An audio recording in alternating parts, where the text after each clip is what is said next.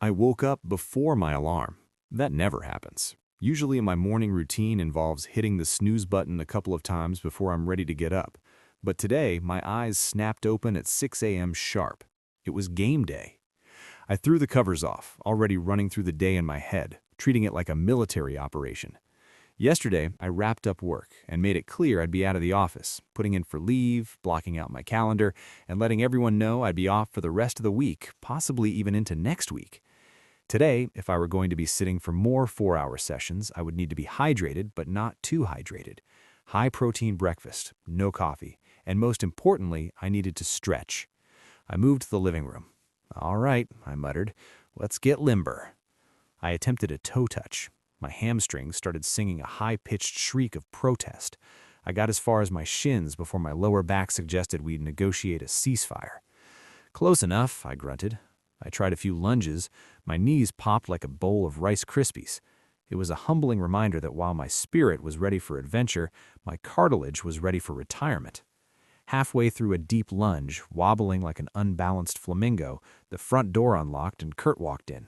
Gym gear on, towel over his neck, headphones on, looking annoyingly fit. "Morning," he said, face blank.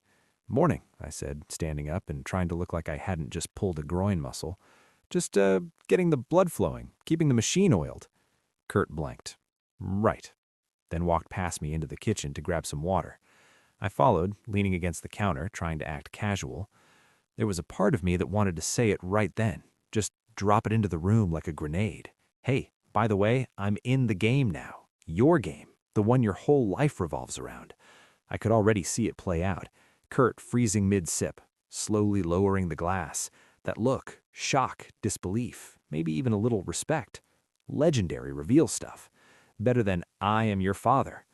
I shifted my weight against the counter, trying to keep it together. But the words stayed where they were, lodged somewhere between my brain and my mouth. Too early, too much. "Work today?" Kurt asked. I snapped back to the conversation. "Just boring stuff," I said. "You?"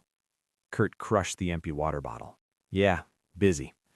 "Well, good luck with all that busy." "You too," Kurt said, already turning away, heading for his room. A moment later, I heard the distinctive whir of Kurt's virtual reality game machine's heavy-duty cooling fans kicking in. He was logging on. It was time for me to log in too. The sound hit me like a starter pistol. "Go time," I whispered. I didn't walk. I sprinted, socks sliding on the floorboards. I scrambled out of the kitchen, down the hall, and into my study, landing in my office chair like it was the pilot's seat. If the seat had been fitted with a seatbelt, I would have buckled up. I jammed the helmet on, leaned back, and with the confidence of a starship captain said, "Engage." The real world dissolved. I was half expecting the same game over screen or to be dumped back at the start of the tutorial village after a mountain had come down on me. Instead, I was flying. My bird's-eye viewpoint swept over the landscape, the starter village below me, people running about, and a dark shadow breaking against the wall of the village. Fires raged. The wooden palisades fell. I watched, helpless, as a dark tide of enemy armored figures swarmed over the walls and left the village in ruins. It was a massacre. Then the world blurred. Time accelerated. The fires died down. Rain fell. Seasons flashed by in seconds. Vines crawled over the blackened ruins. Trees sprouted through the floor of the buildings. Stone walls crumbled into mounds of mossy debris. A deep, resonant voice echoed through the darkness. It was the game narrator. "Welcome back, traveler, to the cursed kingdoms. What you have just witnessed was never a battle you could win. This village was a candle in a storm. It was an echo, drawn from the past and set before you, not to be changed, but to be walked. Every cry, every falling wall, every desperate stand was already written long before your arrival.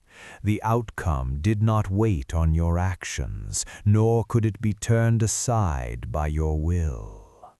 You were not brought here to save them. You were brought here to choose. There was no path through that moment that led to salvation, No hidden thread, no perfect decision. The ending was fixed, but you were not. Every action you took within that doomed village was observed, weighed not by what it achieved, but by what it revealed. Whether you raised a blade, offered aid, or stood frozen in the space between, the truth of you was laid bare. This was never about them. It was about you. Tell me, traveler, who are you when the outcome cannot be changed? Carry that answer forward. The kingdom remembers. I thought I had failed the village. I thought I was meant to find something in that mine, something that would make a difference. That's why I went deeper. But the truth hit me harder than the guilt. This starter village, it wasn't part of the main story. It was a petri dish. The village was never mine to save, but that doesn't make it nothing. It was real while I was in it. The fear, the people, the choices, I felt all of it. Like looking at an old photo and knowing that moment's gone, but it still meant something because I was there, because I chose something in it. The narrator continued. Your path through the prologue will now be weighed. The village below went still, the movement and noise that had filled it moments ago falling away. You placed yourself between the weak and what would break them. You chose to carry that weight. Tob, the village, the people caught in it, I had stepped into and stayed in, without ever stopping to ask what it would cost. You shaped stone to stand in your place. You did not seek strength for yourself, but for what stood beside you. And yet you struck down a sovereign to save them. From the dark, light gathered and pulled itself into a form, hardening as it turned until 3 cards hung in the air in front of me, not paper, but carved from deep gray stone. These are core cards. They will define how you proceed through the cursed kingdoms. The cards drifted close enough to read. You must choose one. 1. Summoner, Stone Golem, Core Skill Card, Upgradable. Effect, summons a bound construct companion. Cost, 110 wood. Description, congratulations, you made a friend. He hits things for you. Some parenting is required. 2. Utility, Minor, Core Skill Card, Upgradable. Effect, chance to convert mined materials into higher quality components. Description, you hit rocks until something useful happens. It's not glamorous, but it works. 3. Scout, Explorer, Core Skill Card, Upgradable. Effect, automatically maps terrain and highlights hidden objects and secret passages within range. Description, you weren't looking for trouble, you just kept walking until it found you. The 3 cards hovered in front of me, slowly spinning, like they already knew I was going to take too long to decide which one was for me. Right, no pressure, just a choice that apparently would define my entire future in the game.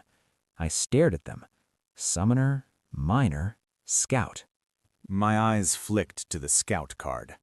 That one made sense. Kurt's faction, supply lines, running materials, being able to find things, spot hidden paths, not walk straight past something important like an idiot. That had value, right? Problem was, I had no idea how much value. Was this the kind of thing where I'd be uncovering rare loot and secret shortcuts? Or was it more, congratulations, you found a slightly shinier rock behind a bush? Can I re-roll this? I asked the empty space. The empty space, predictably, did not answer. I shifted my focus to the minor card. Useful, solid, practical, reliable even. The kind of choice you make when you've got a mortgage and a bad knee. Better quality resources. Sensible, but not really fun. Then I looked at the last card. Summoner. The Stone Golem. I stared at it a little longer than the others. A companion. Something that moved. Something that didn't just sit in my inventory or highlight things I might miss. Something I could actually interact with. Talk to, maybe? Or, at the very least, something that could listen while I talked. That's not sad, I muttered. It wasn't just about combat, either. That was the thing. Out there, in this too-real game, whatever out there actually meant, I wasn't going to be wandering through it alone. I'd have something at my side. Something that could help. I paused. I already knew which one I was going to pick. That was the problem. I'd come into this with a plan. Keep my head down, be useful, help Kurt's faction, do something that actually mattered. Supply lines, resources, something practical. And here I was, about to make a decision because I didn't want to be alone. I reached out for the stone summoner card. It hovered for a heartbeat, pulsing with amber light. Then it shot forward, sinking deep into my core. You spent your time beneath the mountain, among stone and silence, shaping and being shaped in turn. The king sought to make you one of his own, and though he failed in will, his work was not undone. Your starting race has been determined. Stone Golem, 20% damage reduction. From your actions within the village, 5 traits shall be granted, each a reflection of the path you chose. What you created did not fall with you. It rose to defend the village. Trait acquired, inherited wrath. All companions and constructs gain plus 10% damage dealt. You sought out resources to support the village. Trait acquired, stone collector. Small chance to gather double resources when collecting stone, ore, or minerals. Under the law of conquest, you inherit the fallen king's crown. Trait acquired, sovereign's resilience, plus 10% damage reduction. Because you chose to shield another at the cost of yourself.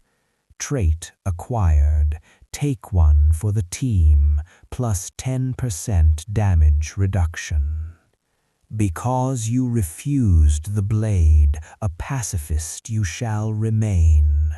Trait acquired, non-combat class, plus 30% damage reduction. Wow, I muttered. I'm staring with a 70% damage reduction trait. That seems overpowered. The system didn't offer a rebuttal. Instead, gravity reasserted itself. The invisible floor beneath me vanished. My viewpoint plummeted from the heavens, tearing through the canopy of the overgrown forest, smashing through layers of branches, plunging deep into the earth right in the center of the village ruins, where it had all begun. Darkness. I was buried. I couldn't breathe. I felt heavy, unbelievably heavy. The earth pressed in on me from all sides, damp, cool, and crushing. I tried to move. It felt like trying to swim through wet concrete. Then, from nowhere, the voice returned. It wasn't the booming announcement of the system anymore.